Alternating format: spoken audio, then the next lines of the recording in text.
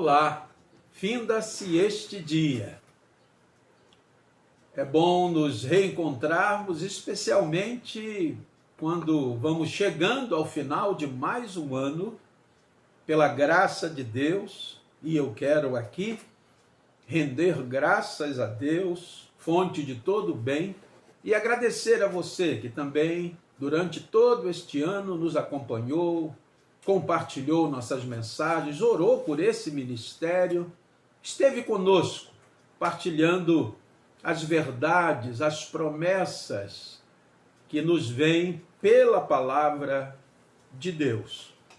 E ao final desse dia, e praticamente ao final do ano de 2021, eu quero conversar com você e, para isso, quero ler algumas palavras do apóstolo Paulo, conforme registradas na sua carta aos Filipenses, capítulo 1, versículos 27 a 30, que dizem assim: vivei acima de tudo por modo digno do evangelho de Cristo, para que, ou indo ver-vos, ou estando ausente, ouça no tocante a vós outros, que estáis firmes em um só espírito, como uma só alma, lutando juntos pela fé evangélica, e que em nada estáis intimidados pelos adversários, pois o que é para eles prova evidente de perdição,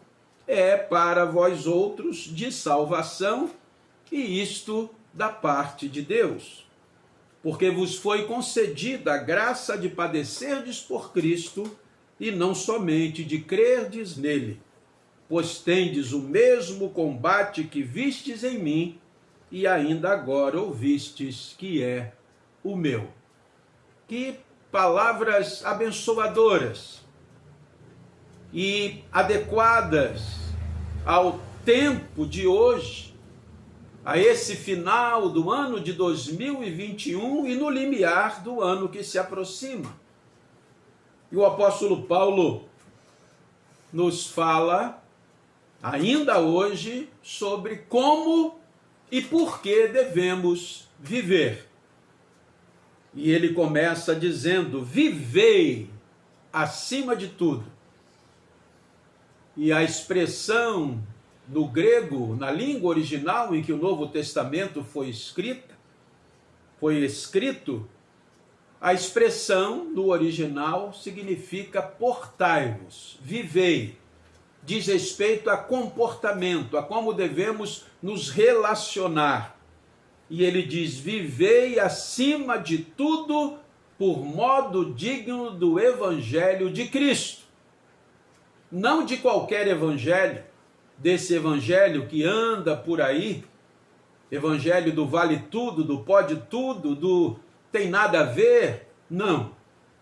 A exortação é para que vivamos, nos comportemos, nos relacionemos, que a nossa maneira de viver, a nossa filosofia de vida esteja firmada, pautada no Evangelho de Cristo, ou seja, nos valores, princípios, práticas, não apenas propostas, mas colocadas em prática pelo nosso Senhor e Salvador Jesus Cristo.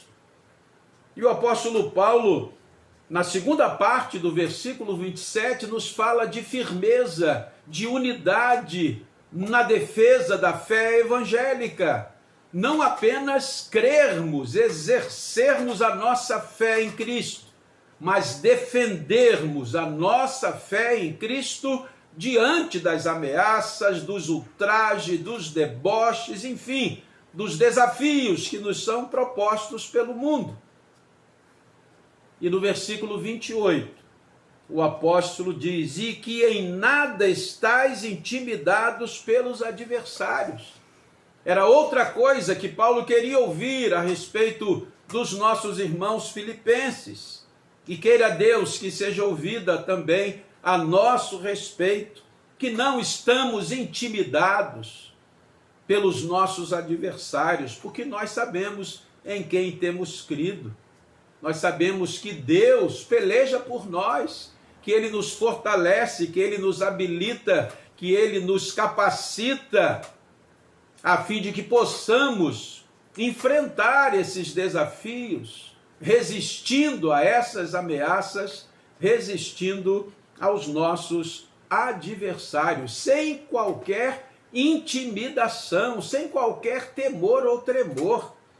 É isso que diz o apóstolo Paulo. Ele diz a razão pela qual não devemos ficar intimidados, porque o que para eles, os nossos adversários, os adversários do cristianismo, do evangelho de Cristo, o que para eles é motivo de perdição, para nós é de salvação. E isto, diz Paulo, da parte de Deus, é graça de Deus, vem para nós da parte de Deus. E no versículo 29, Paulo acrescenta uma outra verdade, dizendo: porque vos foi concedida a graça de padecerdes por Cristo, e não somente de crerdes nele. O que me remete à segunda carta de Paulo a Timóteo, capítulo 3, versículo 12, onde ele diz: ora, todos quantos querem viver piedosamente em Cristo Jesus serão perseguidos. Nós recebemos de Deus a graça de não apenas crermos em Cristo, mas também de padecermos por Ele. E o próprio Cristo, no Sermão do Monte, capítulo 5, versículos 11 e 12, nos fala assim: bem-aventurados sois, quando por minha causa vos injuriarem e vos perseguirem, e mentindo disserem todo mal contra vós. Regozijai-vos e exultai, porque é grande o vosso galardão nos céus, pois assim perseguiram aos profetas que viveram antes de vós. Portanto, esse quadro que está diante de nós, de ameaças, de deboches, de chacotas do Evangelho de Cristo, deve ser para nós motivo de regozijo, de alegria, conforme Jesus Cristo nos fala no Sermão do Monte. Portanto, em 2022, o ano que está chegando, vivamos por modo digno do Evangelho de Jesus Cristo, adotando seus princípios, seus valores e suas práticas. E tudo isso para a glória de Deus. Um feliz ano novo. Finda-se este dia, um bom descanso para você.